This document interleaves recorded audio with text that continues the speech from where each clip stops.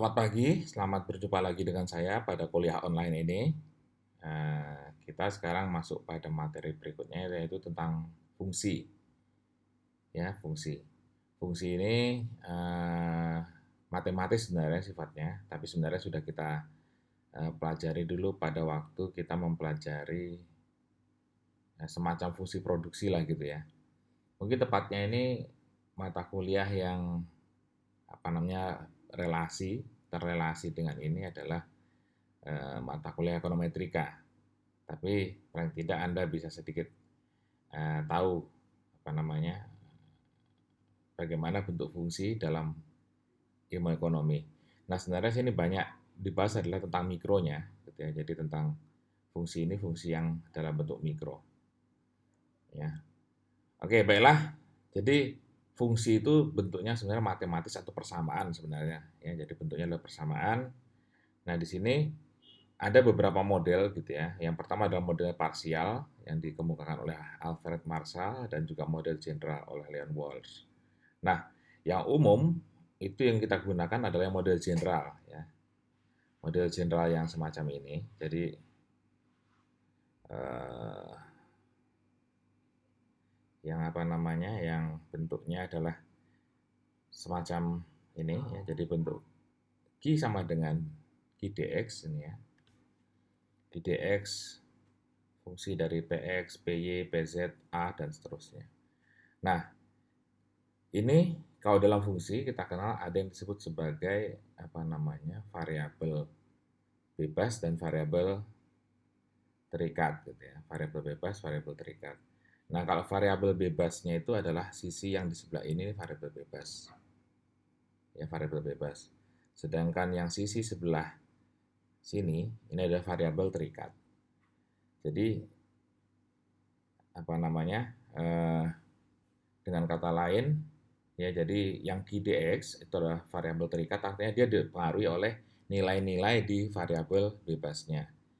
Bahasa Inggrisnya variabel terikat itu adalah variabel dependent yang QDX, dan variabel di sebelahnya Px, Py, Pz, A itu adalah variabel dependent ya. Independent, variabel bebas. Nah ini, jadi misalnya ini QD adalah jumlah barang diminta, PX adalah harga barang, dan seterusnya gitu ya, dan seterusnya. Gitu. Nah ini, nah kita ambil contoh misalnya tentang demand analysis, ya. Demand analysis atau analisis permintaan. Ya. Permintaan. Ini kan bisa buka di slide yang sudah saya bagikan ya, jadi ini sebagai panduannya. Nah demand itu permintaan. Nah fungsinya secara umum ya QDX adalah fungsi dari PX, I, R, PR, E, PE, IE, PA, T, N, A, F, O. Nah, jadi penjelasannya ini ya ada apa namanya dia tergantung pada harganya sendiri, kemudian harga barang lain gitu.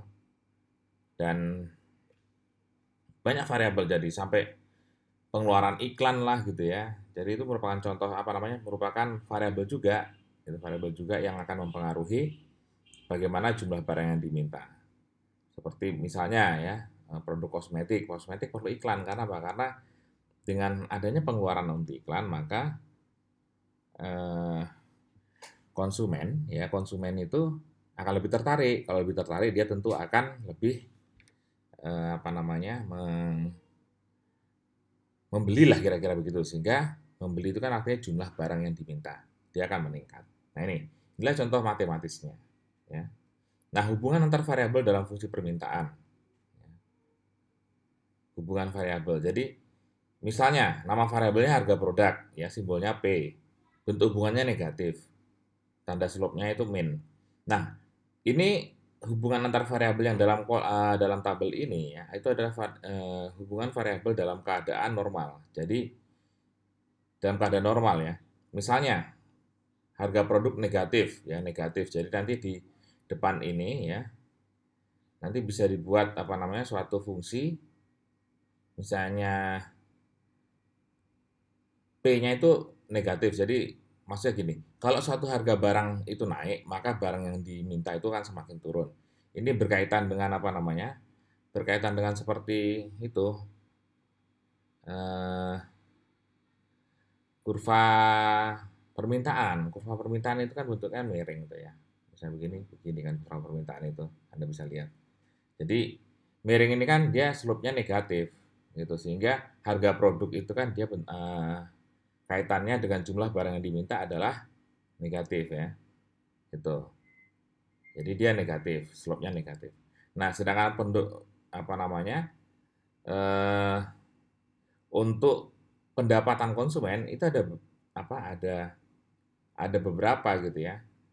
Di sini untuk produk yang inferior. Produk inferior Anda ingat waktu mikro kan, itu produk yang apabila pendapatan kita naik, jumlah yang kita minta adalah berkurang gitu ya. Itu namanya produk inferior. Tapi kalau dalam keadaan normal, pendapatan konsumen itu kalau pendapatan kita naik, tentu jumlah barang yang kita kita belanjakan itu kan akan naik gitu ya. Itu namanya pendapatan. Jadi kaitannya ini tuh barang inferior ya. Harga produk lain. Nah, harga produk lain ini misalnya harga barang pesaing gitu ya, barang pesaing atau barang yang berkaitan dengan produk yang kita lihat. Itu positif. Nah, positif itu untuk barang yang sifatnya adalah substitusi, negatif untuk barang yang sifatnya komplementer. Gitu. Komplementer itu kan saling melengkapi ya. Kemudian ekspektasi pendapatan di konsumen masa datang gitu ya. Kalau ekspektasi itu kita berharap nanti bagus, berarti nanti jumlah barang yang akan kita minta itu juga akan meningkat gitu. Jadi itu namanya harapan gitu ya, harapan. Ada selera konsumen ya. Kalau dia makin berselera berarti dia akan makin positif, itu makin bertambah jumlah barang yang diminta. Gitu. Pengeluaran iklan. Iklan itu juga hubungannya positif, semakin besar jumlah iklan yang dikeluarkan, maka akan semakin besar pula pendapatan yang diharapkan atau penjualan yang diharapkan. Nah, ini adalah hubungan antar variabel ya. Nah, misalnya ada contoh ini. Contoh, permintaan TV berwarna 20 inci merek Samsung misalnya ditentukan oleh fungsi GDX. GDX adalah permintaan barang TV Samsungnya sama dengan min 1,4 min 15 PX tambah 7,5 PR plus 2,6 I plus 2,5 A. Nah, variabel-variabel PX, PR, I, dan A itu adalah harga barang sendiri, PR itu harga barang merek lain, ya. Kemudian I itu adalah pendapatan konsumen dan pengeluaran iklan. Nah, kita lihat di sini, PX itu kan harga barang Samsungnya, dia negatif. Jadi kalau harga TV Samsung naik, maka dia akan berkurang jumlah barang yang dimintanya. Nah, kalau barang produk lain atau barang pesaingnya, kalau harga barang pesaingnya itu naik ya, maka jumlah barang atau jumlah TV Samsung yang diminta juga akan makin naik. Kenapa? Karena daripada membeli barang yang pesaingnya, lebih bagus saya membeli merek Samsung kan gitu. Ya. Itu. Kemudian pendapatan konsumen, nah ini positif, ini bukan barang inferior artinya. Kalau tadi kan barang inferior dia negatif, ini positif. Artinya kalau pendapatan konsumen meningkat, maka permintaan masyarakat untuk TV Samsung juga akan meningkat gitu ya. Gitu. Nah, contoh gitu ya. Contoh misalnya pengeluaran iklan TV. Ya, ini A itu iklan ya, pengeluaran iklan TV Samsung. Itu iklan tadi saya bilang kalau makin nambah dia makin naik, lihat posisinya ini. Nah, misalnya tahun 896 rata-rata ini penjualan TV Samsung di Surabaya adalah 1,1 juta. Harga TV merek lain adalah 0,9 ya. Jadi tadi harga rata-ratanya Samsung 1,1, harga merek lain 0,9. Rata-rata pendapatan konsumen adalah 10 juta per tahun dan total pengeluaran iklan TV Samsung ada 5 miliar. Tentukan fungsi permintaan TV Samsung. Tentukan jumlah kuantitas, gambarkan fungsi demand tersebut. Nah, ini. Jadi kita diminta membuat fungsi permintaan gitu ya. Tentukan fungsi permintaan. Nah, jadi setelah ini kita tahu datanya ini, ya jawabannya. Nah, tinggal kita masukkan saja. Yang kita sisakan adalah yang PX. Karena kalau fungsi permintaan, ya, fungsi permintaan itu kan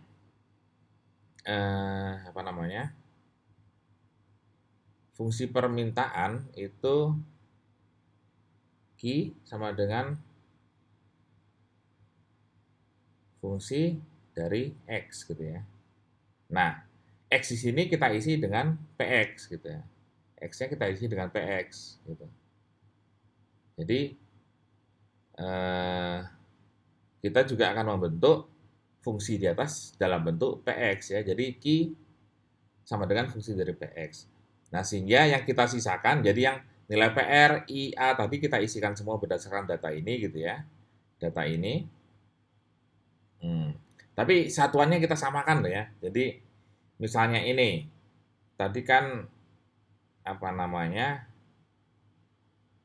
TV merek lain harganya 0,9 juta. Misalnya kita buat semuanya dalam ratusan ribu gitu ya. Dalam ratusan ribu berarti yang TV merek lain kita buat 9 gitu ya. 9 gitu. Sebenarnya sih enggak masalah sih dia mau pakai satuan apapun, yang penting kita mengerti. Tapi karena kalau ini dibuat dalam bentuk satuan apa namanya? Satuannya ini kan semua miliar, berarti ini 2,5 apa namanya? Yang penting satuannya Anda mengerti lah. Ikuti aja ini semua gitu ya. Jadi masukkan angka-angkanya, kecuali yang PR tadi itu dibuat dalam bentuk satuannya adalah ratusan ribu. Yang lain tetap ya. Jadi 10 juta tetap juta, yang 2,5 itu 5 miliar itu dibuat dalam bentuk ratusan juta ya, ratusan juta. Gitu. Nah, ini karena kita ikuti satuan yang di sini gitu ya. Satuan di sini.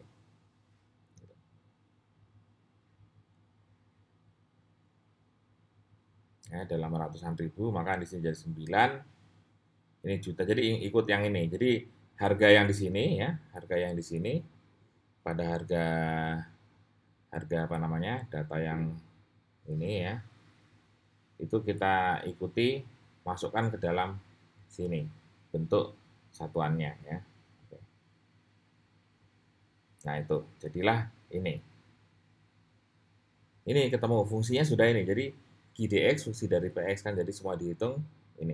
Nah, kemudian kuantitas permintaan. Nah, kalau kuantitas permintaan tinggal kita masukkan yang PX, nilai PX ini. Ya, nilai PX-nya dalam bentuk, tentu ini satuannya tadi minta dalam ratusan ribu unit. Harganya adalah 1,1 juta. Berarti 1 juta itu kan setelah 11 kali 100 ribu ya toh. Jadi 11 kita masukkan nilai 11 ke sini ketemu 51,9. Nah, 51,9 ini dalam satuan apa? Dalam satuan ribuan unit ya, ribuan unit. Jadi 51.900 unit terjualnya. Gitu. Ya. Jadi kemudian ada titik potong pada sumbu ini untuk membuat gambar sebenarnya ya, untuk membuat gambar. Jadi untuk membuat gambar apa namanya, kurvanya gitu ya, kurva permintaannya bagaimana gitu. Nah, itu minta formula. Jadi titik potong pada sumbu ini kan yang Q, yang atas ini yang Q, yang atasnya kan yang P ya, yang P. Jadi Q titik potong pada sumbu Q ini dibilang 21,7, berarti yang di sini apa namanya 217,1 di sini ya. 217,1. Maaf ini agak satu gitu. Terus titik potong pada sumbu P tegaknya adalah 217,1. Sorry. Ini cek bawah dikit. Ya. 14,47. Jadi yang di sini adalah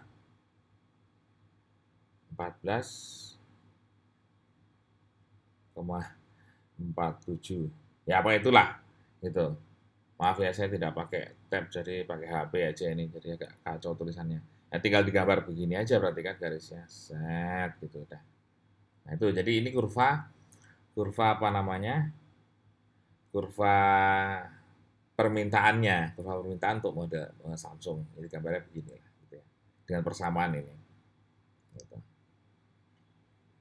Oke, yang selanjutnya adalah supply analysis ya. Supply, kalau tadi demand analisis, sekarang supply analisis. Prinsipnya sama ya, cuman kalau supply Anda lihat apa namanya, dia pasti bentuknya kan supply, berarti begini gitu nanti ya, gitu. Slope-nya itu positif ya, positif. Misalnya pada model matematis ini kuantitasnya begini-begini ya, gini. Nah, kaitan harga ini ya gitu. Harga produk dia positif, kalau tadi kan negatif ya. Harga input itu negatif hubungannya yang Anda lihat ya tadi ya. Gitu.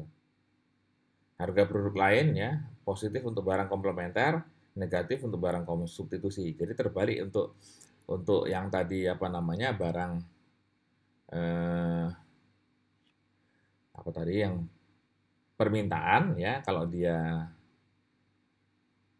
komplementer negatif, substitusi positif. Nah, kalau sekarang terbalik, yang untuk komplementer positif, substitusi negatif. Nah, itu jadi ini contohnya ini ya, kita ambil contoh aja langsung. Itu. Nah, ini kemudian Anda lihat ini tentang apa nih? Penawaran ruang mall. Nah, ruang mall. Nah, jadi kalau untuk nanti satuan ini diperhatikan kalau untuk kita membuat nanti persamaannya gitu ya. Gitu. Jadi ini kemudian ruang mall ya. Persamaannya adalah 325 tambah 7 PX min 0,25 PI min 8 PR tambah 5 NF. Nah, masing-masing variabel itu penjelasannya ini ya. Q-nya adalah jumlah sewanya, PX adalah harga sewa mall, PI adalah harga input pembangunan mall, PR adalah harga sewa ruang perkantoran, ya, kemudian ada banyaknya pengembang yang menawarkan ruang mall, jadi ada pesaing gitu ya. Itu. Nah, ini apabila nilai rata-rata ini hitunglah fungsi penawarannya, gambarlah supply-nya. Jadi prinsipnya sama. Jadi yang disisakan adalah PX-nya ya. Jadi PX. Nah, nanti PX itu pasti juga ini hubungannya positif. Anda lihat ya. Anda lihat kan ini kan dia positif ya. Positif. Jadi tadi kalau tadi kan negatif yang mana tadi. Nah, ini kan negatif dia ya. Ini negatif Anda lihat ya. Negatif ya. Gitu. Nah, jadi itu. Nah, kemudian kuantitas penawarannya tinggal kita masukkan. Satuannya 75. Tadi kan dia 75 meter. Nah, gitu. Ini tinggal masukkan. Sudah ketemu. Prinsip yang hitung juga sama. Gitu ya, sama. Nih, jadi kita lihat posisi fungsi apa namanya penawarannya semacam ini. Nah, cuman kalau menggambar fungsi penawaran kan Anda ingat bahwa sebenarnya kalau untuk yang di garis bawah ini kan tidak perlu gitu ya. Tidak perlu, ini hanya untuk membantu saja. Yang kita lihat adalah yang atas gitu ya, yang atas. Nah, kemudian analisis keseimbangan pasar. Anda ingat kalau keseimbangan itu kan pasti perpotongan antara permintaan dan penawaran toh, permintaan dan penawaran sehingga eh, apa namanya? Kita tinggal memotongkan saja sebenarnya gitu ya. Nah, misalnya dari titik kombinasi nih gitu ya, persewaan kelebihan segala macam ini Anda bisa lihat di slide Anda ya. Ini ada titik-titiknya kombinasi analisisnya, nah persamaannya. Jadi intinya kita harus membuat grup persamaan gitu ya. Kita membuat persamaan dari data ini ya, data ini. Jadi kan ada kuantitas penawaran, kuantitas permintaan, kelebihan gitu. Yang kita lihat kan nanti apa namanya? Ini kan kaitannya jadi yang mana namanya? Yang kuantitas ini nanti jadi key ya kan gitu kan. Itu. Nah, yang ini ya, ini jadi P gitu ya. Jadi P-nya gitu. Jadi ini juga jadi Q gitu ya. Tuh, yang ini adalah P. Itu nanti untuk membuat suatu persamaannya. Di ekonometri kan nanti kan akan diajarkan tuh bagaimana untuk membuat persamaan ini. Ya, kita membuat persamaan ini. Gitu. Nah, intinya misalnya dari sini nanti datanya menjadi ini. Jadi ada dua gitu ya, dua gitu. Ini ambil contoh gitu ya, ambil contoh aja. Mungkin tidak ada kaitannya dengan ini, tapi Analisis keseimbangan itu jadi misalnya ini, kalau di sini keseimbangannya mana? Keseimbangannya mana? Ya keseimbangannya sebenarnya pada yang ini. Ya ketika tidak ada kelebihan, tidak ada di mana jumlah ini ya penawaran dan permintaannya sama. Nah, ini namanya equilibrium ya gitu. Nah, seimbang. Seimbang pada titik ini ya untuk kasus ini ya gitu. Nah, sekarang kita lihat ya untuk yang kasus data ini. Nah, misalnya diketahui Qx Qs supply berarti ya, Qd itu demand. Nah, yang ini positif supply positif, yang demand negatif ya. Negatif. Kemudian Anda bisa apa namanya? Tadi ditanyakan harga konsep keseimbangan ini. Nah, berarti jawabannya apa? Jawabannya adalah kita harus potongkan dulu. Jadi titik keseimbangan ya, titik keseimbangan itu kan akan kita dapatkan manakala gitu ya. Manakala kurva itu berpotongan kan. Ini demand, ini supply. Nah, inilah keseimbangannya gitu ya. Keseimbangannya di situ. Nah, jadi kedua kurva ini apa namanya? Ini demand, yang ini supply, itu dipotongkan gitu ya. Kurvanya dipotongkan. Nah, dipotongkan keseimbangan ini sama sehingga ketemulah PX, ketemulah QX. Nah, jadi ini adalah apa namanya? Nilai keseimbangannya gitu ya. Nilai keseimbangannya itu ini gitu. P-nya ini, Q-nya adalah ini gitu ya. Itu adalah nilai keseimbangannya. Gitu. Oke, jadi jelas ya. Nah, lanjutannya adalah misalnya kelebihan permintaan pasar. Nah, sorry. Kelebihan permintaan pasar. Nih. Ya, jadi ada tadi persamaan tadi ya. Permintaan kan 200. Ini yang demand ini. Ya, demand ini permintaan ya. Permintaan 20.000 min 750 PX gitu. Nah, demand-nya ini ya. Kelebihannya bagaimana? Kelebihannya kan berarti gini. Apa namanya? 20.000 min 700 PX ini kan penawaran ya. Oh sorry, ini permintaan, yang atas adalah penawaran. Nah, jadi kelebihan permintaan ya, permintaan demand ini yang sebelah sebelah apa namanya? Ini ya. Ini demand, ini supply. Ya, supply. PX ini ya, PX yang ini itu PX yang ini dipindah ke sebelahnya gitu ya. Ini pindah ke sini, yang 10.000 pindah ke sini gitu. Jadi dipindah, ketemulah ya 10 lebih besar daripada PX. Nah, jadi kalian tinggal balik. Jika ini ada kelebihan permintaan, jika ada kelebihan penawaran, ya kelebihan penawaran berarti kan yang sebelah kiri ada penawaran, yang sebelah kanan permintaan, sehingga dibalik gitu ya. Tuh. Jadi harga akan kalau harga harga di atas 10, maka akan terjadi kelebihan penawaran. Kalau harga oh sorry, kalau harga penawaran ya, harga PX ini kan harga ya, harganya itu lebih dari atas 10, maka ada kelebihan penawaran.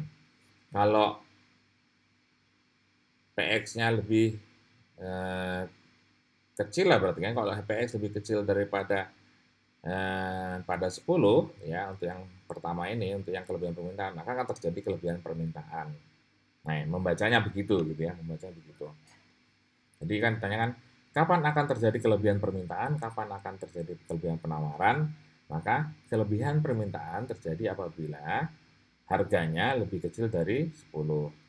Dan kelebihan penawaran akan terjadi apabila harganya lebih dari 10 gitu ya. Kalau tadi harganya kurang dari 10, ya, kelebihan permintaan akan terjadi apabila harganya kurang dari 10, dan kelebihan penawaran akan terjadi apabila harganya lebih dari 10 ya.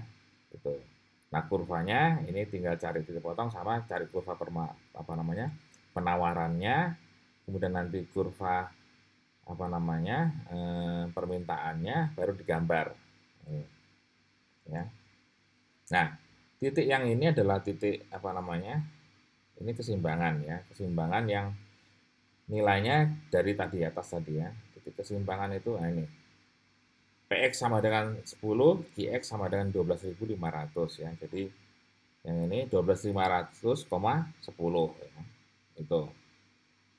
Nah, ini adalah kurvanya ya, kurvanya dan eh, apa namanya? Ini yang turun negatif, ini adalah kurva permintaan, yang positif adalah kurva penawaran. Cuman biasanya memang kalau kurva itu ya, yang apa namanya, ini enggak digambar, ini enggak digambar gitu ya. Jadi apa namanya, yang dilihat kan yang ada di kuadran 1 saja ya.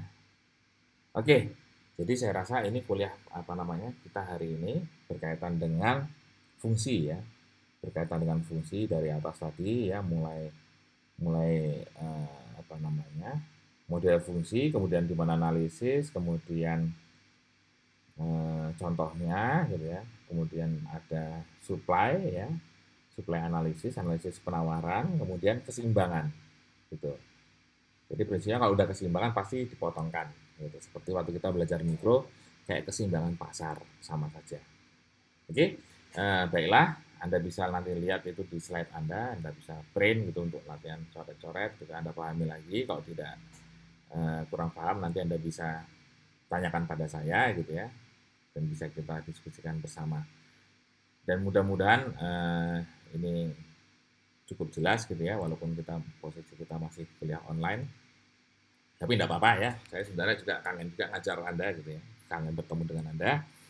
Yang penting saat ini memang kita ya, posisi kita saat ini memang mengikuti anjuran pemerintah saja lah, agar segera kita dapat menghentikan penularan virus ini, karena jumlahnya tiap hari ya menambah kan kalau kita lihat di televisi. Oke, tetap jaga kesehatan ya. Kita berdoa agar para para medis kita, para aparat kita, dan orang-orang yang terlibat di garda terdepan itu dalam keadaan selamat, sehat selalu, pasiennya segera sembuh, wabahnya segera berhenti, dan kita juga tetap sehat. Baiklah, mohon maaf kalau ada kekurangan, nanti ya kita lanjutkan lagi di minggu depan. Sampai jumpa lagi.